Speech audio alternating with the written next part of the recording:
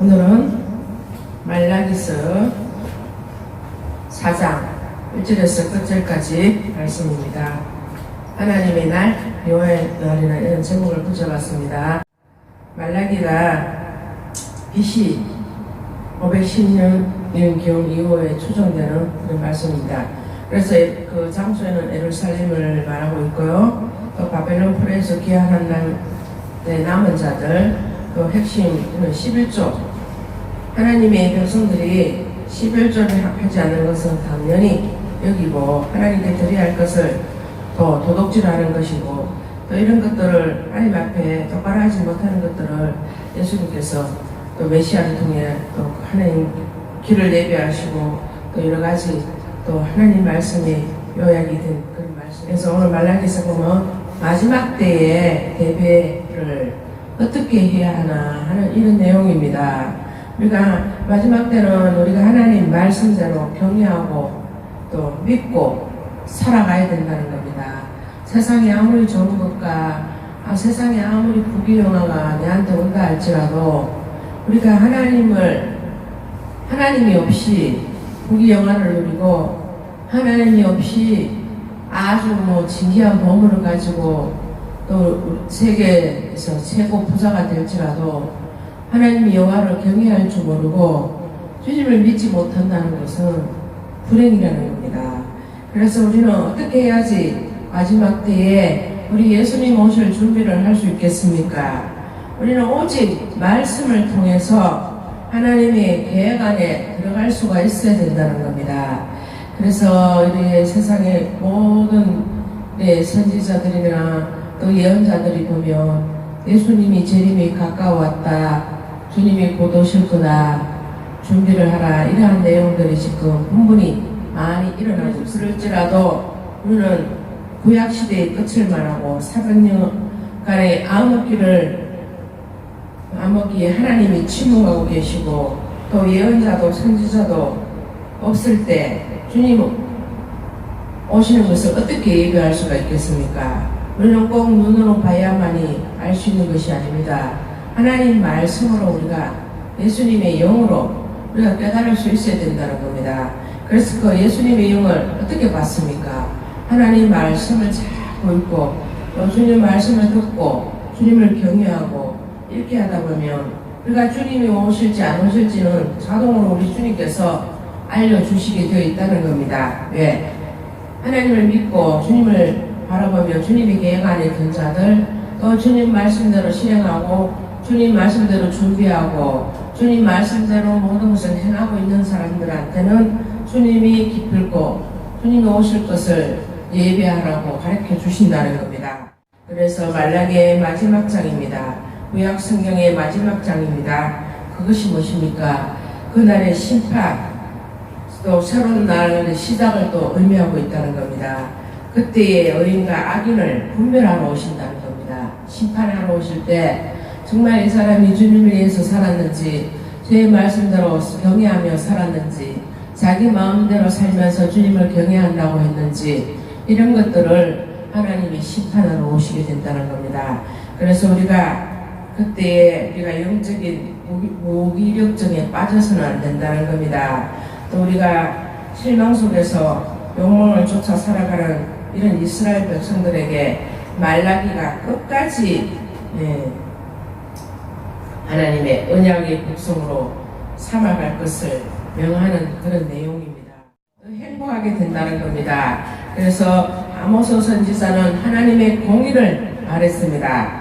그래서 또 호세아 선지자는 하나님의 사랑에 대한 말을 했습니다. 요나는 하나님의 심판을 올 것을 말했다는 것입니다. 그래서 미가서의 총 주제가 뭡니까? 겸손이라는 겁니다. 그래서 하나님의 비전을 통해서 하나님을 우리를 통해서 일을 하신다는 겁니다. 성전은 하나님의 이름과 하나님 자신의 임재와 하나님의 영광을 나타내게 됩니다. 우리가 그렇게 하나님의 영광을 나타내기를 우리 하나님께서 원하십니다. 그래서 우리가 그 미가서의 본 첫 번째 주제가 뭡니까? 죄의 질책이라는 겁니다. 죄의 질책을 하시고 심판을 하시고 또 선포를 하는 메시아 안에서 축복에 대한 약속의 내용이라는 겁니다. 그래서 오직 나는 여호와의 신으로 말미암아 권능과 공의의 재능으로 세움을 얻고 야곱의 허물과 이스라엘의 죄를 그들에게 보이리라. 미가서 3장 8절에 있습니다. 그것처럼 미가 선지자의 내용의 글처럼 여호와의 신으로 충만함을 우리가 덧입고 우리가 첫 번째 여호와의 영으로 일하는 사람이 되어 세상 영으로 일하게 되면 심판을 받게 됩니다. 오직 여호와의 영으로 일하지 않고서는 하나님을 바라볼 수가 없고 하나님을 통해서 일할 수가 없다는 겁니다. 그래서 첫 번째 여호와의 영으로 우리가 일을 하는 사람이 되어야 되고, 두 번째 정의와 용기를 위해서 우리가 하나님을 믿고 끝까지 나가야 된다는 겁니다. 세 번째는 성령이 충만해야 됩니다. 성령 충만한 사람은 사역에 어떤 사역을 합니까? 죄에 대한 허물을 다루고 있습니다. 요한복음 16장 8절처럼 그가 와서 죄에 대한 의의 심판, 예수 그리스도를 믿지 않는 죄를 물으신다는 그런 내용입니다. 우리가 아무리 좋은 일을 하고 선한 일을 하고 우리가 남에게 많이 베풀고 내가 없는 것을 그들에게 도와주고 이렇게 아무리 했을지라도 그들이 예수를 믿지 않는 죄는 아주 대역죄요. 예수를 믿지 않는 것을 심판하러 오신다는 겁니다. 그래 다 예수를 믿으라고 전도를 하고 또 예수를 믿으라고 이렇게 나갑니다.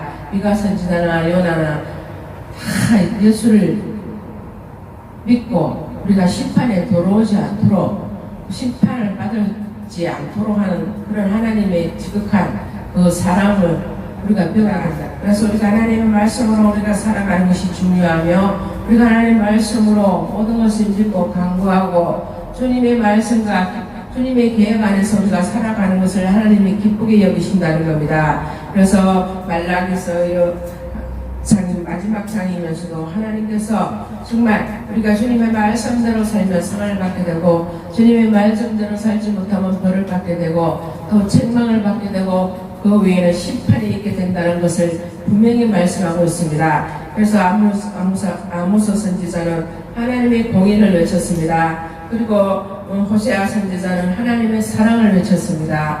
요나는 하나님의 심판이 가까워 온다는 것을 외쳤다는 겁니다. 그처럼 미가 선지자도 하나님을 믿지 않고 하나님 뜻대로 살지 않고 성령 충만을 받지 못한다면 우리가 주님의 죄의 심판에서 우리가 심판을 받을 수밖에 없다는 겁니다. 심판을 받기 전에 우리 죄에서 돌이켜서 하나님 앞에 처방받지 않고 주님 앞에 정말 헌양을 받은 주님의 백성으로서 주님의 사랑을 받는 자로서 정말 우리가 진실로 주님을 믿고 진실로 성령 안에서 깨어나기를 원하십니다. 성령이 충만하지 못하고 주의 영으로 일하지 못하는 것은 다 가짜라는 겁니다. 그래서 가짜의 선지자, 가짜 목사들은 주님이 오실 날을 절대로 가르쳐 주질 않습니다. 그들의 영은 잠자고 있고 그들의 영은 썩었고 그들의 영은 하나님을 바라볼 수 없기 때문에 주님께서 그 예수님의 영으로 마지막 말세에 주님이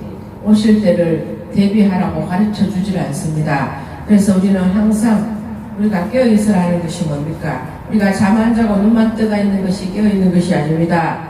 오직 주님을 생각하고 오직 주님의 방법으로 일하고 오직 주의 영으로 우리가 살아가고 오직 주의 영으로 생각하고 오직 주의 영으로 생활하고 오직 주의 영으로 계획하고 주님의 뜻 가운데 우리가 살면서 주님 말씀대로 해나고 그대로 주님의 중심으로 살다 보면은 주님께서 깨어있는 자들에게 주의 영으로 마지막 때에 될 것들을 예비할 수 있는 주님의 영으로 우리 모든 것을 또 보이게 하시고 또 가르쳐 주시고 우리 마음과 영으로 우리의 모든 생활 전반에 행할 것들을 길들을 가르쳐 주신다는 겁니다.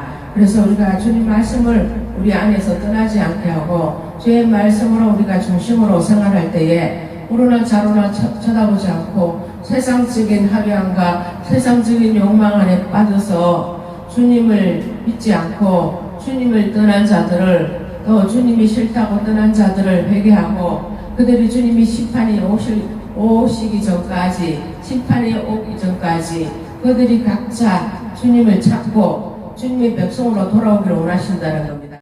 그래서 끝까지 믿고 기다리는 주님의 여호와 앞에 자기 죄를 하나님 앞에 자복하고 회개하고 주님 앞에 무릎을 꿇기를 원하신다는 겁니다. 그래서 우리가 하나님께서 무조건 우리에게 죄를 회개하기도 전에 주님께서 우리를 심판하고 싶어서 오시는 것이 아닙니다.